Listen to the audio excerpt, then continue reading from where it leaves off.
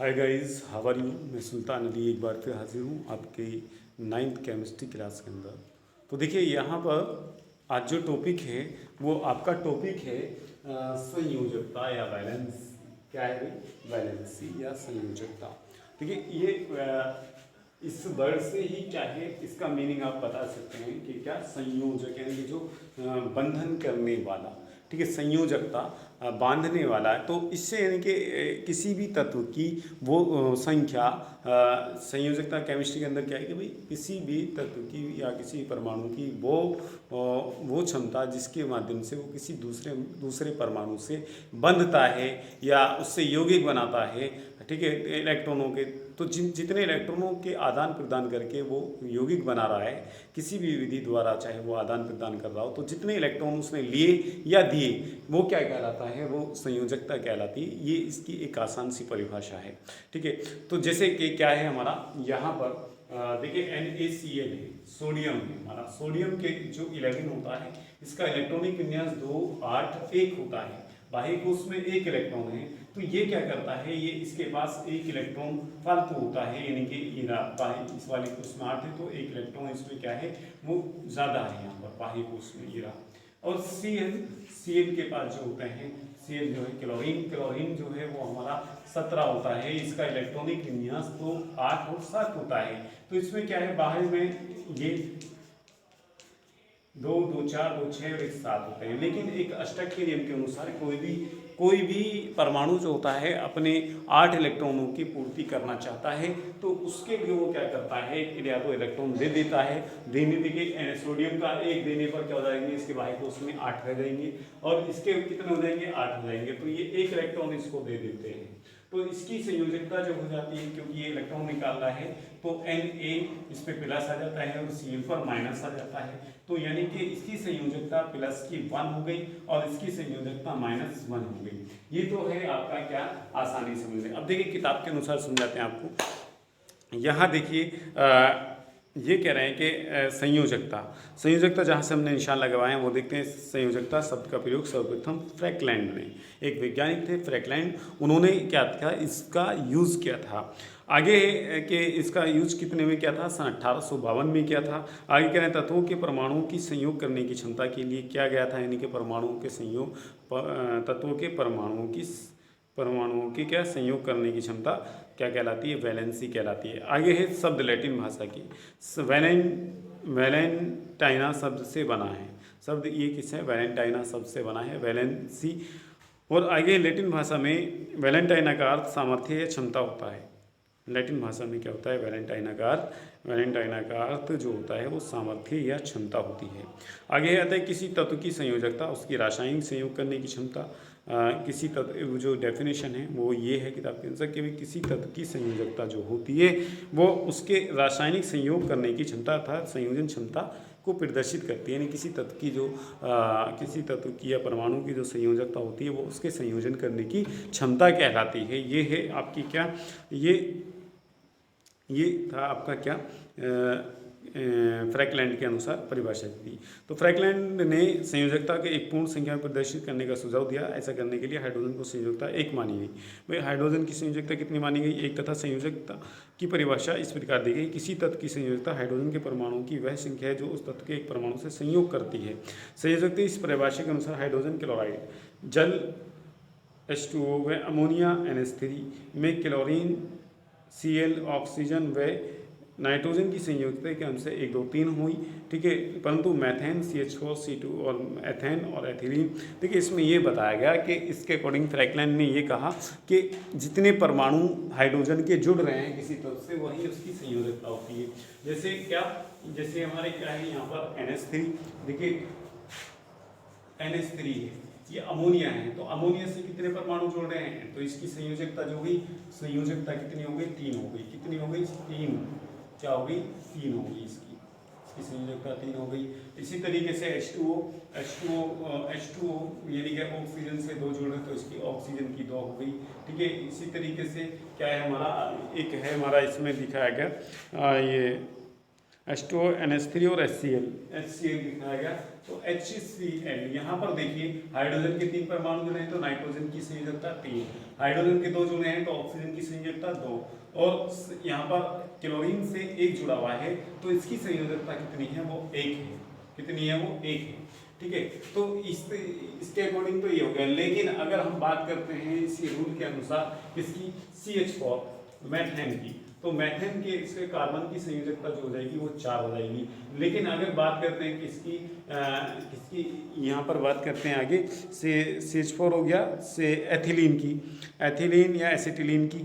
ठीक है, एथिलीन जो होता है C2H6 होता है, तो यहाँ पर अगर इसमें अनुपात देखें तो कितना हो जाएगा, देखिए 2 और 3, यानी कि कार्बन का 1 और हाइड्रोजन के 3, यानी कि कार्बन जो है यहाँ पर क्या आ रही है, यहाँ पर कार्बन की संख्या, कार्बन की संयोजकता 3 आ रही है। और अगर C2H2 ये हमारी एसिटिलीन है तो एसिटिलीन के अकॉर्डिंग क्या है, यहाँ पर कार्बन की संयोजकता 1 आ रही है। तो इसके अगर ये रूल क्या हो गया, फेल हो गया, क्योंकि कार्बन की संयोजकता यहाँ पर अलग अलग प्रदर्शित कर रही है। ठीक है, तो ये था।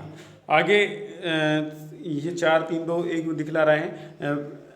तो कौशल और लिविस ने सन 1916 में तत्वों के परमाणुओं को संयोग करने की क्षमता को परमाणु संरचना के ज्ञान के आधार पर समझाने के लिए संयोजकता के इलेक्ट्रॉन सिद्धांत प्रतिपादित किया। यानी कि इसके बाद में ये 2 वैज्ञानिक कौशल और लिविस, कौशल और लिविस कौन से वैज्ञानिक, ये तो थे फ्रैंकलैंड के अनुसार के हाइड्रोजन का परमाणु जितने जुड़ रहा है किसी परमाणु से तो वो उसकी वही संयोजकता होती है, जिस पर किसी अन्य परमाणु से जितने हाइड्रोजन के परमाणु होते हैं वही उसकी संयोजकता, एक तरफ फ्रैंकलैंड। लेकिन कौशल और लिविस तथा लिविस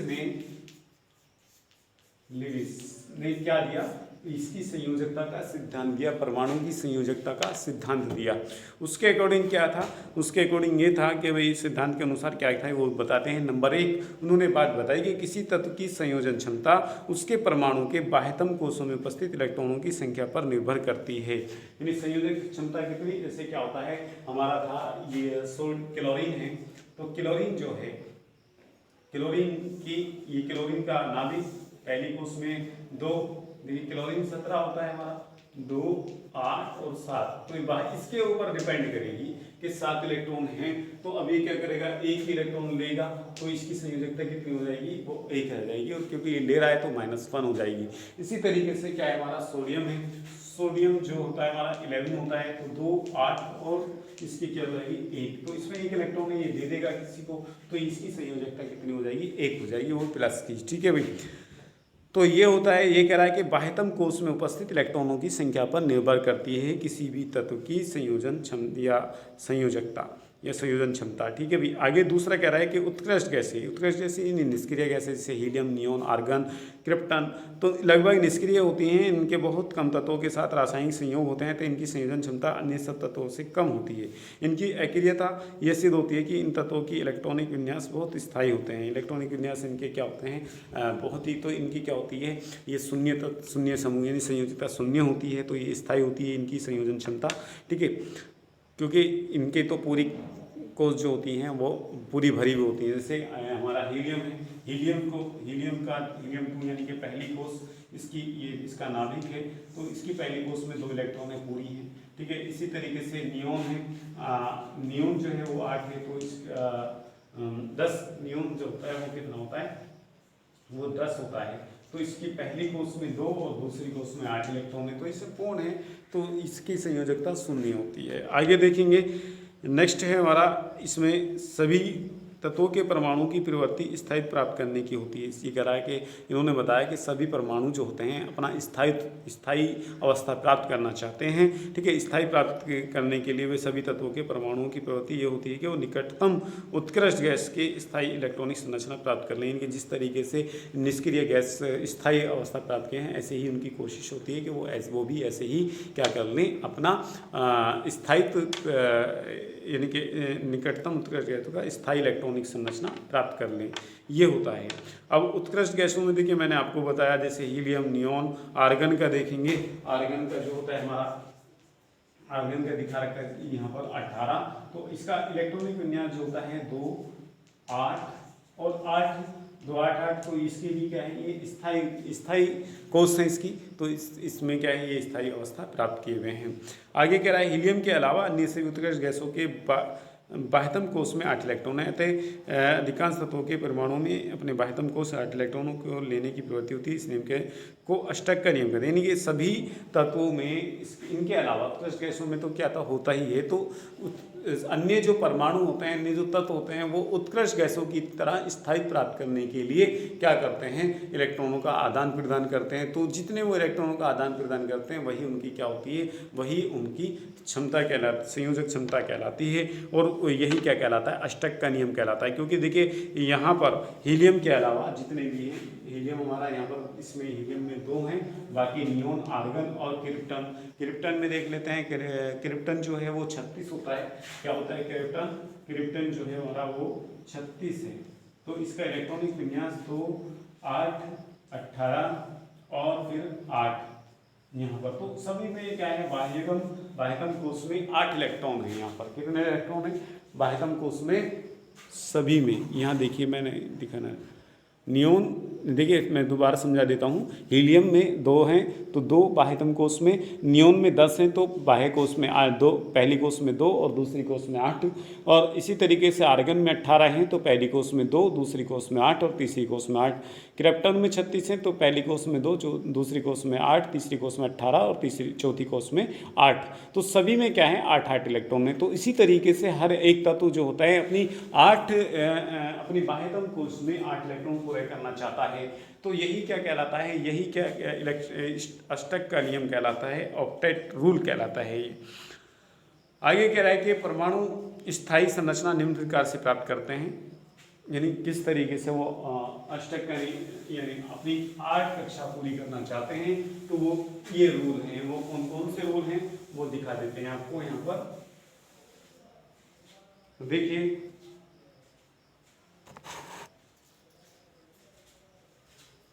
ये क्या किस रूल से, नंबर 1 2 परमाणुओं के मध्य इलेक्ट्रॉनों का स्थानांतरण, यानी कि नंबर 1 दो परमाणु के बीच में इलेक्ट्रॉनों का स्थानांतरण होता है, जिसे बोलते हैं विद्युत संयोजकता। क्या बोलते हैं इसे, विद्युत संयोजकता। इसके अकॉर्डिंग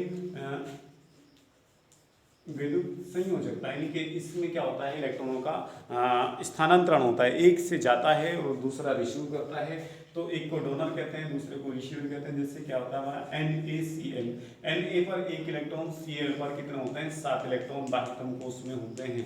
ठीक है, ये देखिए 2 4 6 और 1 7। तो ये क्या करना चाहता है, ये अपने 8 पूरा करना चाहता है। इसके बाह्यतम कोष में क्या होता है 1 इलेक्ट्रॉन, तो ये इसको दे देता है, स्थानांतरण करते हैं। तो ये डोनर होता है, ये रिसीवर होता है। तो इसमें क्या बन जाता है, बंद बन जाता है, संयोजकता हो जाती है। तो Na की क्या होती है, क्योंकि 1 इलेक्ट्रॉन दे रहा है, इसकी +1 कहलाती है, और इसकी क्या होती है -1, क्योंकि ये एक रिसीव कर रहा है। ठीक है, आगे देखिए सेकंड है 2 परमाणुओं के मध्य इलेक्ट्रॉनों की बराबर की साझेदारी द्वारा, जैसे क्या होता है हमारा H2O होता है, H2O ये दूसरा रूल है बराबर की साझेदारी द्वारा।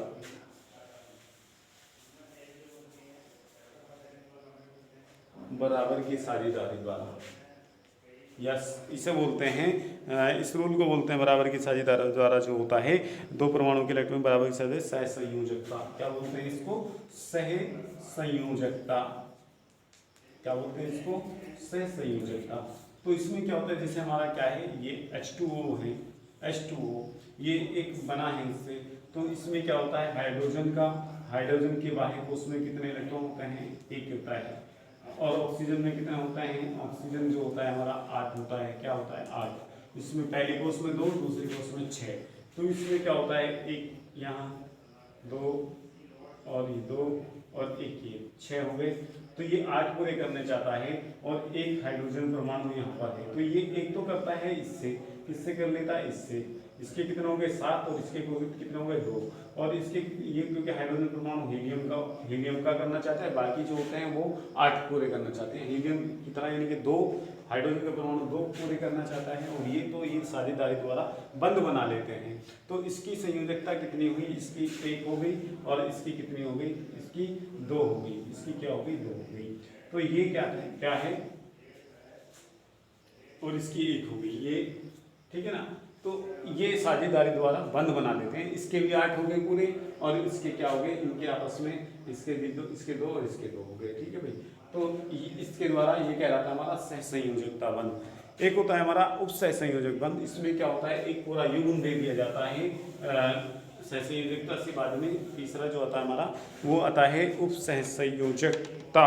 उप सहसंयोजकता है या सहसंयोजक। अब आगे कह रहा है कि इसमें क्या होता है, दो परमाणुओं के मध्य 2 इलेक्ट्रॉनों को ऐसी साझेदारी द्वारा जिसमें साझे के दोनों इलेक्ट्रॉन किसी एक ही परमाणु द्वारा दिए जाते हैं। यानी कि इसमें साझेदारी ऐसे होती है कि एक ही परमाणु द्वारा दिए जाते हैं। जैसे क्या है, तीसरा है हमारा उप सहसंयोजकता। उप सहसंयोजकता, तो उप सहसंयोजकता में क्या होता है, देखिए ये जैसे क्या हो रहा है हमारा CO2 में कार्बन जो है हमारा, कार्बन की संयोजकता होती है हमारी 4। क्या होती है, 4। तो ये देखिए ये और ये CO2, तो इसकी 4 जो होती है, तो इससे एक तो ऑक्सीजन इससे क्रिया कर लेता है, यहाँ पर ये पूरे कर लेता है। ठीक है भाई, इसकी 6 होती है। यहाँ पर देखिए ये हीरा, और ये क्या करता है, युग्म को, इसके युग्म क्योंकि एक बचा, तो कार्बन इसके कितने हो गए, 6 हो गए। ठीक है,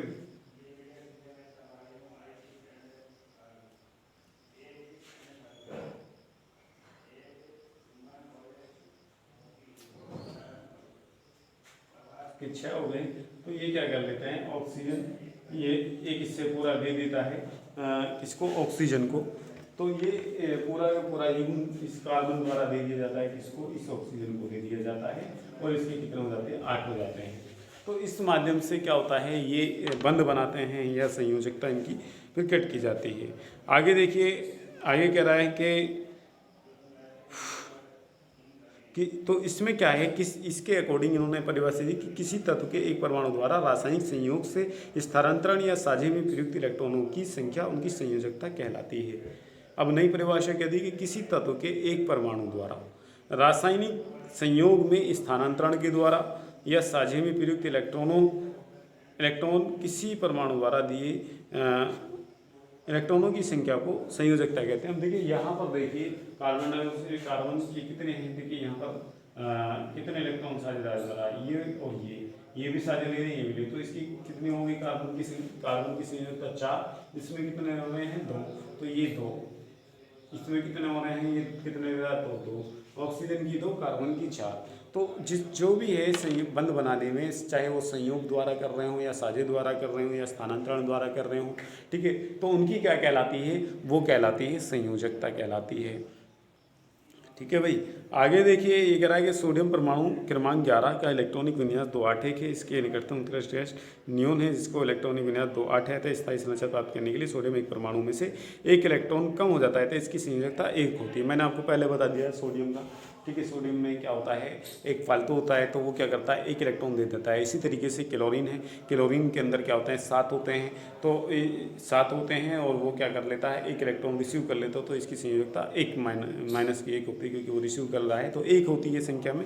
नाइट्रोजन का परमाणु क्रमांक कितना होता है, 7 होता है। इसके निकटतम 2 उत्कृष्ट गैस हीलियम जैसी स्थायी संरचना प्राप्त करने के लिए इसका एक परमाणु 5 इलेक्ट्रॉन त्याग सकता है, तथा नियोन जैसी संरचना प्राप्त करने के लिए इसका एक परमाणु 3 इलेक्ट्रॉन ग्रहण कर सकता है। तो नाइट्रोजन की संयोजकता है 3 और 5 है। देखिए क्या है, हमारा नाइट्रोजन है, नाइट्रोजन जो है वो 5 है, परमाणु क्रमांक 5 है। इसकी पहली कोष में 2 और नहीं, इसका परमाणु क्रमांक 7 है, और दूसरी कोष में 5 है। तो ये देखिए, ये इसमें 5 इलेक्ट्रॉन हैं ये, तो इसे अपनी 8 पूरी करने के लिए नियोन की तरह स्थायी प्राप्त करने के लिए, अष्टक पूरे करने के लिए कितने इलेक्ट्रॉन ले सकता है, ये ले सकता है 1 2 3 4 5 और 3 इलेक्ट्रॉन।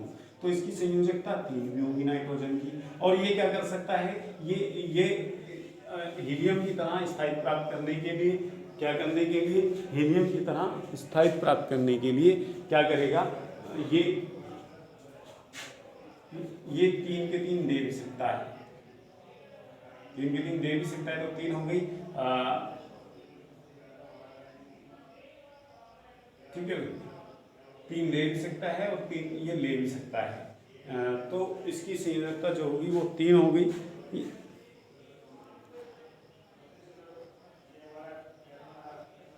हाँ, ये क्या कर सकता है, क्योंकि इसमें देखिए 8 पूरे करने के लिए तीन ले सकता है, यानी प्लस कर सकता है। और इसमें से क्या कर सकता है, इसके यहाँ 2, क्योंकि हीलियम की जैसी संरचना, हीलियम क्या है 2 होता है, तो ये 5 के 5 त्याग भी सकता है। तो इसकी संयोजकता कितनी होगी, इसकी संयोजकता 3 और 5 होगी इसकी नाइट्रोजन की। ठीक है, ये होता है भाई। नाइट्रोजन जो है वो 7 है, परमाणु क्रमांक 2 5, तो इसमें 2 इलेक्ट्रॉन बाकी हैं, तो 5 को त्याग दे, तो 5 भी है इसकी, और ये 3 को ले ले, 8 पूरे कर ले। ठीक है, हीलियम की तरह 2 इलेक्ट्रॉन रहे इसके अंदर, तो 5 को त्याग दे सकता है। तो इसकी इलेक्ट्रॉनिक संख्या क्या है, यानी संयोजकता जो है वो 5 है। और ये क्या कर सकता है, 3 इलेक्ट्रॉन ले भी सकता है। तो क्या क्या है, इसकी जो संयोजकता है वो कितनी है, 3 भी है, ये है। ठीक है भाई, तो आज के लिए इतना ही काफ़ी है। फिर करेंगे, टेबल में पढ़ाएंगे आपको विभिन्न सेलों में इलेक्ट्रॉनों के वितरण, उससे पहले 18 तत्वों के परमाणुओं का संयोजन कैसे होता है। ठीक है, कैसे कैसे ये कल को हम पढ़ाएंगे आपको। आज के लिए इतना ही काफ़ी है, फिर मिलते हैं इंशाल्लाह, तब तक के लिए खुदा हाफिज़।